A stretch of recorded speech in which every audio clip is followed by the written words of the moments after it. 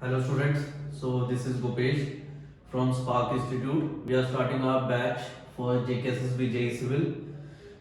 तो मैंने last video बनाई थी जिसमें सिलेबस का बताया था, तो जिन्होंने वीडियो देखी है that is well and good, and जिन्होंने नहीं देखी है इस वीडियो के नीचे एक डिस्क्रिप्शन बॉक्स है, उस पर जाके आप वो वीडियो देख सकते हो. So we are starting our demo classes from this Tuesday that is 26. सो हम एक टॉपिक स्टार्ट कर रहे हैं that is compressibility and consolidation of soil mechanics. So start करते हैं. As we all know, in civil, stress is directly proportional to strain in every aspect. ठीक है, तो हम क्या कहते हैं? Stress is directly proportional to strain. Soil के केस में भी ये सही है कि स्ट्रेस जो है स्ट्रेन के डायरेक्टली प्रोपोर्शनल होता है, इक्वल होता है. जैसे जैसे स्ट्रेस बढ़ाएंगे वैसे वैसे स्ट्रेन बढ़ेगा. पर इन सॉइल जो स्ट्रेन है वो इंक्रीज करता है या चेंज लाता है in soil in vertical deformation.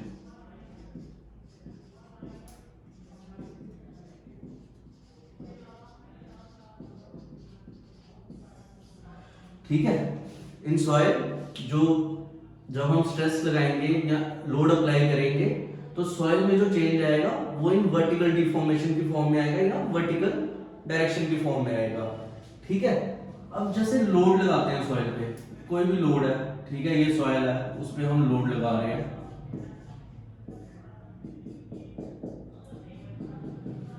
ठीक है, तो जिसकी वजह से क्या होता है, वॉल्यूम चेंज होती है. वॉल्यूम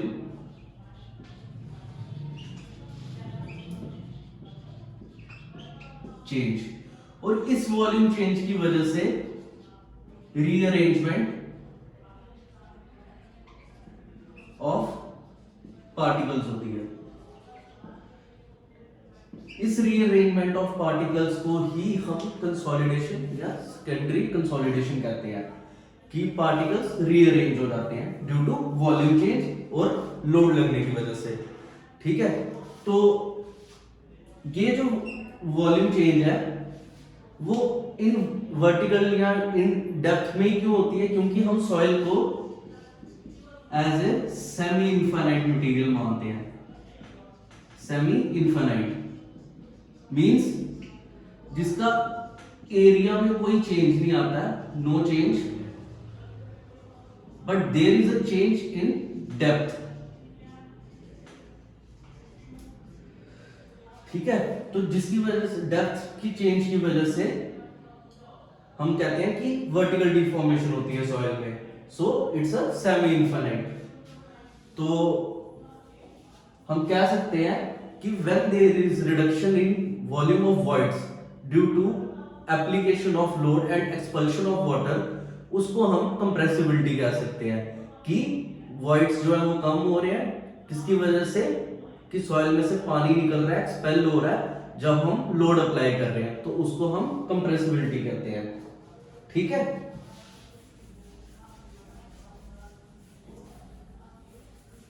अब तो कंप्रेसिबिलिटी है, ठीक है, या टोटल सेटलमेंट है, वो तीन ड्यू टू 3 रीजंस ब्रॉडली होती है.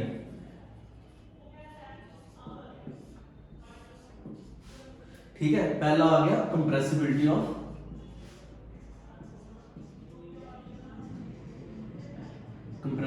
Of soil. दूसरा आ गया वॉल्यूम चेंज.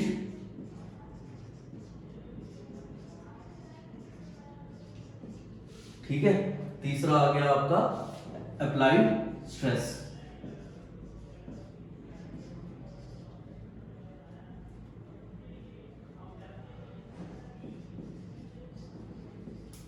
ठीक है, ये 3 फैक्टर्स हैं जिसकी वजह से टोटल सेटलमेंट आती है इन सॉइल. ठीक है, अब ये जो टोटल सेटलमेंट है इन एयर, ये आएगी expulsion of air.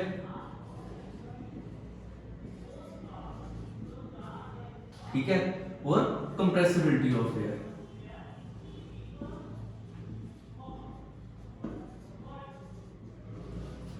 In water, ये भी तभी आएगी for expulsion of water,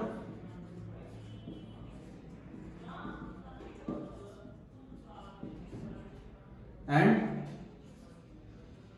compressibility of water. And in solid ये आती है compressibility और rearrangement of particles of solid.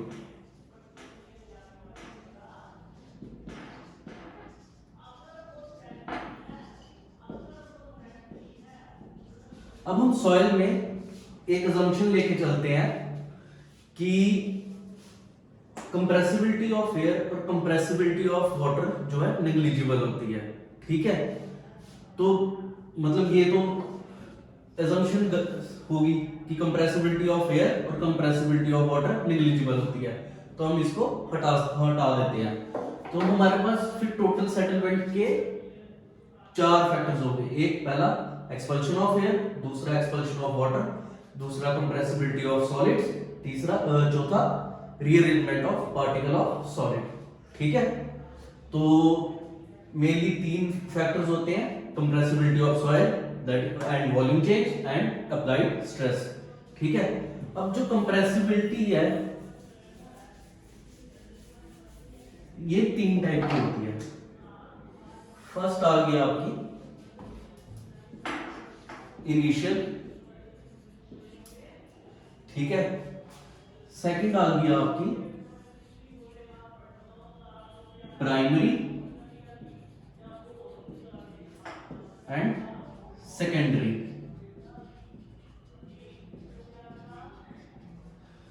अब जो इनिशियल होती है ये होती है ड्यू टू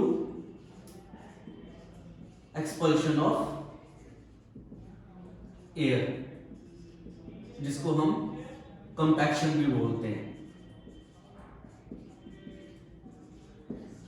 ठीक है। कि जब हम सॉइल में से सिर्फ उसके वॉइड में से हवा को बाहर निकालते हैं या एक्सपेल करते हैं air from the void of the soil, तो उसको हम क्या कहते हैं, compaction. There is a difference between compaction and consolidation, ठीक है। तो वो डिफरेंस क्या है कि कंपैक्शन में हम एक्सपल्शन ऑफ एयर करते हैं, इन कंसोलिडेशन हम एक्सपल्शन ऑफ वाटर करते हैं, ठीक है।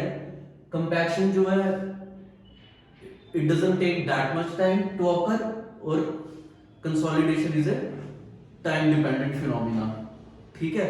तो ये बेसिक डिफरेंस है इन कंपैक्शन एंड कंप्रेशन, ठीक है। दूसरी आ गई आपकी प्राइमरी कंसोलिडेशन, जिसको हम बोलते हैं second degree, first degree consolidation, ठीक है। अब इसमें क्या होता है, it is due to expulsion of water from the voids, ठीक है। इसमें क्या है कि जब हम वाटर को एक्सपेल करेंगे from the voids of the soil, तो हमारे पास आएगी प्राइमरी कंसोलिडेशन, ठीक है। ये जो है ये भी टाइम टेकिंग फिनोमिना है। अब इसमें एक और चीज है, जो वाटर जो है वॉइड से बाहर आ रहा है वो कौन सा पानी है, ठीक है। हम उसको कौन सा वाटर है सॉइल के अंदर जो बाहर आ रहा है, तो वो होता है कैपिलरी वाटर और gravity water,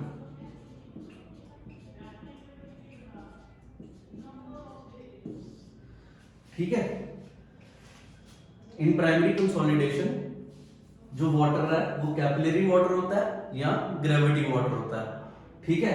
and in secondary, जिसको हम बोलते हैं second degree consolidation, it is due to rearrangement of solids और सॉइल पार्टिकल्स। अब इसमें क्या होता है कि पहले तो प्राइमरी में पानी आ गया बाहर, उससे पहले इनिशियल में हमने हवा निकाल ली, एक्सपल्शन ऑफ एयर कर ली, प्राइमरी में एक्सपल्शन ऑफ वाटर कर लिया, ठीक है। इन सेकेंडरी कब होती है, after primary. Primary is also time taking phenomena, इसमें काफी टाइम लगता है, पर जो सेकेंडरी है it takes many years in the field to occur, ठीक है। तो रीअरेंजमेंट ऑफ सॉलिड, अब रीअरेंजमेंट ऑफ सॉलिड क्या होता है कि जैसे ये सॉलिड पार्टिकल है, इसके आगे पीछे ये वाटर मॉलिक्यूल्स है, पानी है,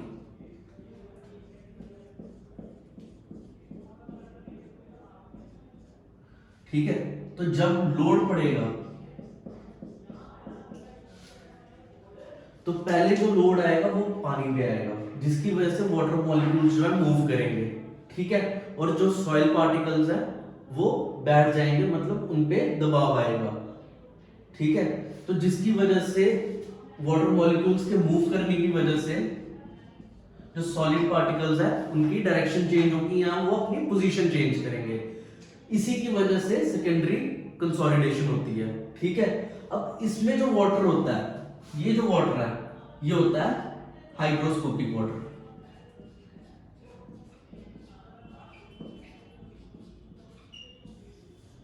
ठीक है। इसमें आ गया capillary water and gravity water, जो कि पोर वाटर होता है।